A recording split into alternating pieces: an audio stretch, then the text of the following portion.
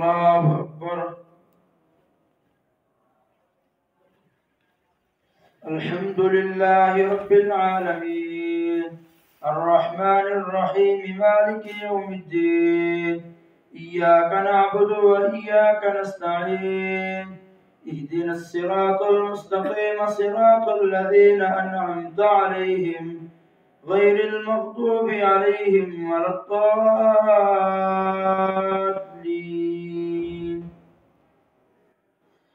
ألف لام ميم تلك آيات الكتاب الحكيم هدى ورحمة للمحسنين الذين يقيمون الصلاة ويؤتون الزكاة وهم بالآخرة هم يوقنون أولئك على هدى من ربهم وأولئك هم المفلحون. ومن الناس من يشتري لهو الحديث ليضل عن سبيل الله بغير علم ويتخذها هزوا أولئك لهم عذاب مهين. وإذا تتلى عليه آياتنا ولى مستكبرا كأن لم يسمعها كأن في أذنيه وقرا فبشره بعذاب أليم. إن الذين آمنوا وعملوا الصالحات لهم جنات النعيم خالدين فيها وعد الله حقا وهو العزيز الحكيم. خلق السماوات بغير عمد ترونها وألقى في الأرض رواسي أن تميد بكم وبث فيها من كل دابة وأنزلنا من السماء ماء فأنبتنا فيها من كل زوج كريم. هذا خلق الله فأروني ماذا خلق الذين من دونه بل الظالمون في ضلال مبين.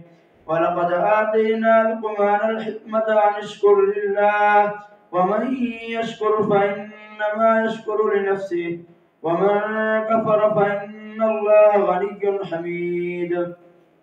وإذ قال لقمان لابنه وهو يعظه يا بني لا تشرك بالله إن الشرك لظلم عظيم. ووصينا الإنسان بوالديه حملته أمه وهنا على وهن وفصاله في عامين أن اشكر لي ولوالديك إلي المصير. وإن جاهداك على أن تشرك بي ما ليس لك به علم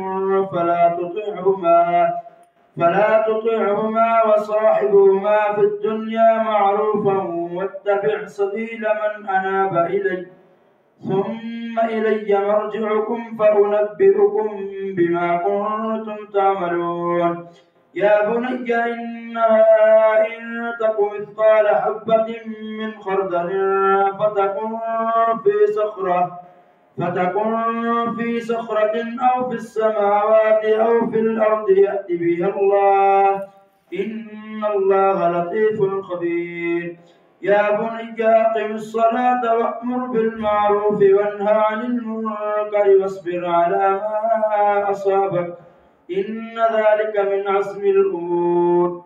ولا تصعر خدك للناس ولا تمش في الأرض مرحا إن الله لا يحب كل مختال فخور. واقصد في مشيك واغضض من صوتك إن أنكر الأصوات لصوت الحمير.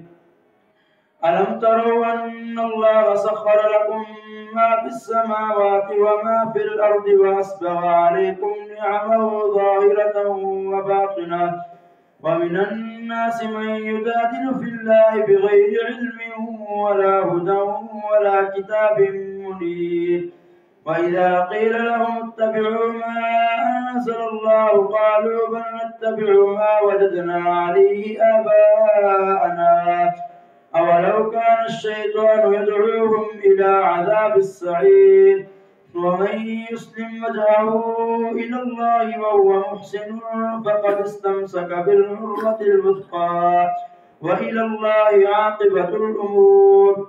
ومن كفر فلا يحزنك كفره إلينا مرجعهم فننبئهم بما عملوا إن الله عليم بذات الصدور نمتعهم قليلا ثم نضطرهم إلى عذاب غليظ ولئن سألتهم من خلق السماوات والأرض ليقولن الله قل الحمد لله بل أكثرهم لا يعلمون لله ما في السماوات والأرض إن الله هو الغني الحميد ولو أن ما في الأرض من شجرة أقلام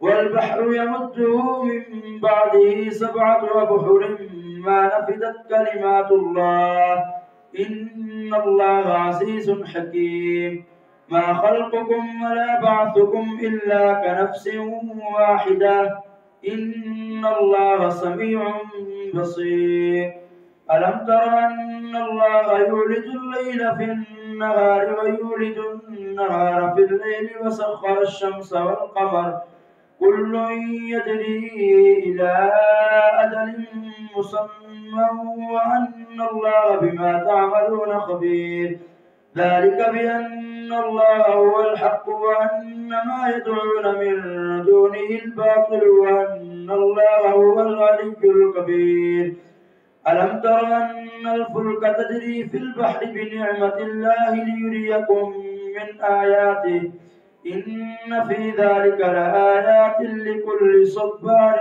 شكور وإذا غشيهم موج كالظلل دعوا الله مخلصين له الدين فلما نجاهم إلى البر فمنهم مقتصد وما يجحد بآياتنا إلا كل ختار كفور يا أيها الناس اتقوا ربكم واخشوا يوما لا يجزي والد عن ولده ولا مولود هو جاز عن والده شيئا إن وعد الله حق فلا تغرنكم الحياة الدنيا ولا يغرنكم بالله الغرور إن الله عنده علم الساعة وينزل الغيث ويعلم ما في الأرحام وما تدري نفس ماذا تكسب غدا وما تدري نفس بأي أرض تموت إن الله عليم خبير ألف لام ميم تنزيل الكتاب لا ريب فيه من رب العالمين أم يقولون افتراه بل هو الحق من ربك لتنذر قوما ما أتاهم من نذير من قبلك لعلهم يهتدون الله الذي خلق السماوات والأرض وما بينهما في 6 أيام ثم استوى على العرش ما لكم من دونه من ولي ولا شفيع أفلا تتذكرون يدبر الأمر من السماء إلى الأرض ثم يعرج إليه في يوم كان مقداره 1000 سنة مما تعدون ذلك عالم الغيب والشهادة العزيز الرحيم الذي أحسن كل شيء خلقه وبدأ خلق الإنسان من طين ثم جعل نسله من سلالة من ماء مهين ثم سواه ونفخ فيه من روحه وجعل لكم السمع والأبصار والأفئدة قليلا ما تشكرون وقالوا أئذا ضللنا في الأرض أئنا لفي خلق جديد بل هم بلقاء ربهم كافرون قل يتوفاكم ملك الموت الذي وكل بكم ثم إلى ربكم ترجعون ولو ترى إذ المجرمون ناكسوا رؤوسهم عند ربهم ربنا أبصرنا وسمعنا فارجعنا نعمل صالحا إنا موقنون ربنا أبصرنا وسمعنا فارجعنا نعمل صالحا إنا موقنون ولو شئنا لآتينا كل نفس هداها ولكن حق القول مني لأملأن جهنم من الجنة والناس أجمعين فذوقوا بما نسيتم لقاء يومكم هذا إنا نسيناكم وذوقوا عذاب الخلد بما كنتم تعملون إنما يؤمن بآياتنا الذين إذا ذكروا بها خروا سجدا وسبحوا بحمد ربهم وهم لا يستكبرون. الله أكبر.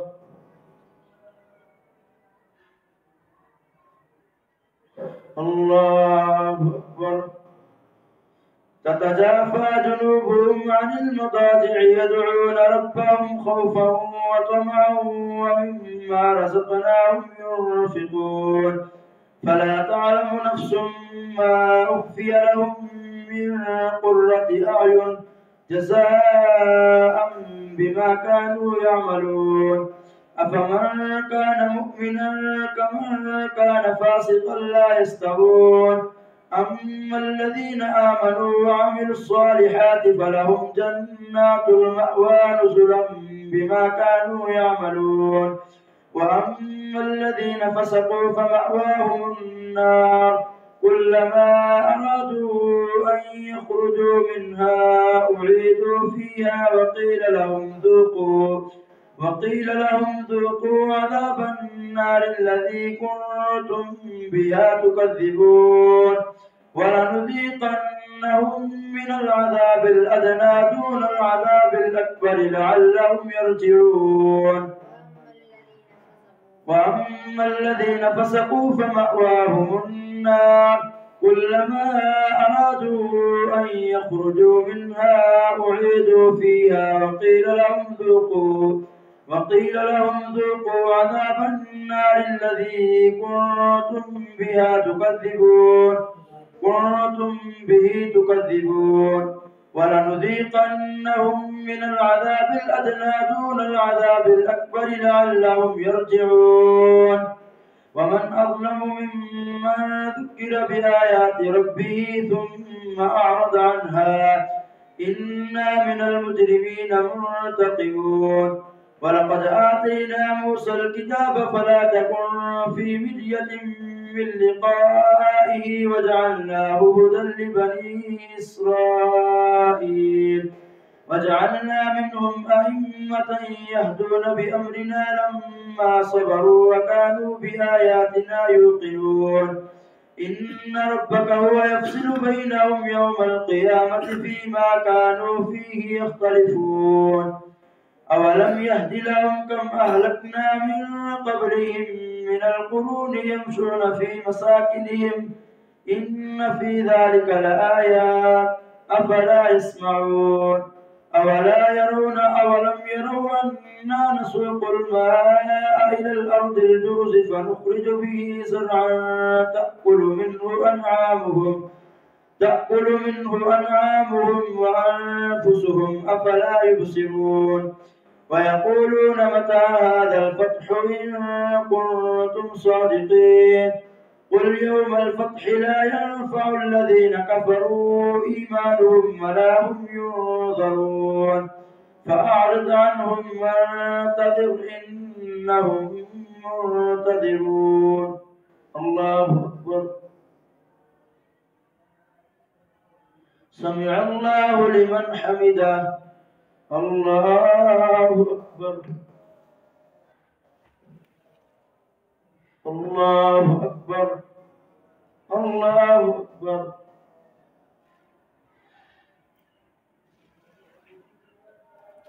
الله أكبر. الحمد لله رب العالمين الرحمن الرحيم مالك يوم الدين إياك نعبد وإياك نستعين اهدنا الصراط المستقيم صراط الذين أنعمت عليهم غير المغضوب عليهم ولا الضالين. يا أيها النبي اتق الله ولا تطع الكافرين والمنافقين إن الله كان عليما حكيما. واتبع ما يوحى إليك من ربك إن الله كان بما تعملون خبيرا. وتوكل على الله وكفى بالله وكيلا. ما جعل الله لرجل من قلبين في جوفه وما جعل أزواجكم اللائي تظاهرون منهن أمهاتكم وما جعل أدعياءكم أبناءكم ذلكم قولكم بأفواهكم والله يقول الحق وهو يهدي السبيل. ادعوهم لآبائهم هو أقسط عند الله فإن لم تعلموا آباءهم فإخوانكم في الدين ومواليكم وليس عليكم جناح فيما أخطأتم به ولكن ما تعمدت قلوبكم وكان الله غفورا رحيما. النبي أولى بالمؤمنين من أنفسهم وأزواجه أمهاتهم وأولو الأرحام بعضهم أولى ببعض في كتاب الله من المؤمنين والمهاجرين إلا أن تفعلوا إلى أوليائكم معروفا كان ذلك في الكتاب مسطورا. وإذ أخذنا من النبيين ميثاقهم ومنك ومن نوح وإبراهيم وموسى وعيسى بن مريم وأخذنا منهم ميثاقا غليظا ليسأل الصادقين عن صدقهم وأعد للكافرين عذابا أليما. يا أيها الذين آمنوا اذكروا نعمة الله عليكم إذ جاءتكم جنود فأرسلنا عليهم ريحا وجنودا لم تروها وكان الله بما تعملون بصيرا. إذ جاءوكم من فوقكم ومن أسفل منكم وإذ زاغت الأبصار وبلغت القلوب الحناجر وتظنون بالله الظنونا. هنالك ابتلي المؤمنون وزلزلوا زلزالا شديدا. وإذ يقول المنافقون والذين في قلوبهم مرض ما وعدنا الله ورسوله إلا غرورا. وإذ قالت طائفة منهم يا أهل يثرب لا مقام لكم فارجعوا ويستأذن فريق منهم النبي يقولون إن بيوتنا عورة وما هي بعورة إن يريدون إلا فرارا. ولو دخلت عليهم من أقطارها ثم سئلوا الفتنة لآتوها وما تلبثوا بها إلا يسيرا. ولقد كانوا عاهدوا الله من قبل لا يولون الأدبار وكان عهد الله مسؤولا. قل لن ينفعكم الفرار إن فررتم من الموت أو القتل وإذا لا تمتعون إلا قليلا. قل من ذا الذي يعصمكم من الله إن أراد بكم سوءا أو أراد بكم رحمة ولا يجدون لهم من دون الله وليا ولا نصيرا. قد يعلم الله المعوقين منكم والقائلين لإخوانهم هلم إلينا ولا يأتون البأس إلا قليلا. أشحة عليكم فإذا جاء الخوف رأيتهم ينظرون إليك تدور أعينهم كالذي يغشى عليه من الموت فإذا ذهب الخوف سلقوكم بألسنة حداد أشحة على الخير أولئك لم يؤمنوا فأحبط الله أعمالهم وكان ذلك على الله يسيرا. يحسبون الأحزاب لم يذهبوا وإن يأتي الأحزاب يودون لو أنهم بادون يحسبون الأحزاب لم يذهبوا وإن يأتي الأحزاب يودوا لو أنهم بادون في الأعراب يسألون عن أنبائكم ولو كانوا فيكم ما قاتلوا إلا قليلا لقد كان لكم في رسول الله أسوة حسنة لمن كان يرجو الله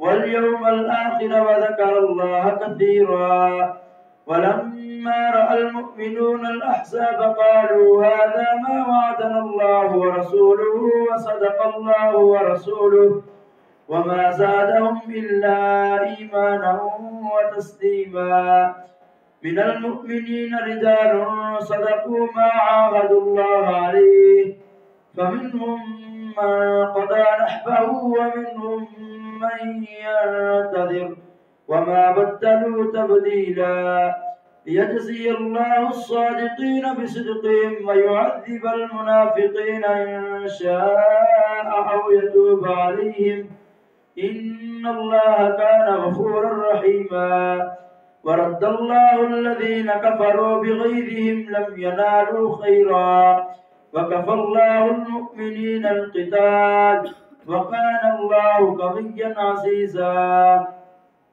وأنزل الذين ظاهروهم من أهل الكتاب من صياصهم وقذف في قلوبهم وأنزل الذين ظاهروهم من أهل الكتاب من صياصهم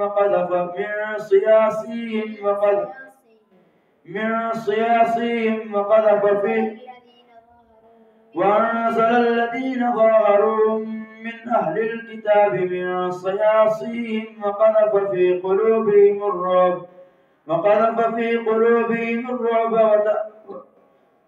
وأنزل الذين ظاهروهم من أهل الكتاب من صياصهم وقذف في قلوبهم الرعب فريقا تقتلون وتأسرون فريقا وأورثكم أرضهم وديارهم وأموالهم وأرضا لم تطروها وكان الله على كل شيء قديرا يا أيها النبي قل لأزواجك إن كنتن تردن الحياة الدنيا وزينتها فتعالين أمتعكن وأسرحكن سراحا جميلا وإن كنتن تردن الله ورسوله والدار الآخرة فإن الله أعد للمحسنات منكن أجرا عظيما يا نساء النبي من يأت منكن بفاحشة مبينة يضاعف لها العذاب ضعفين وكان ذلك على الله يسيرا الله أكبر.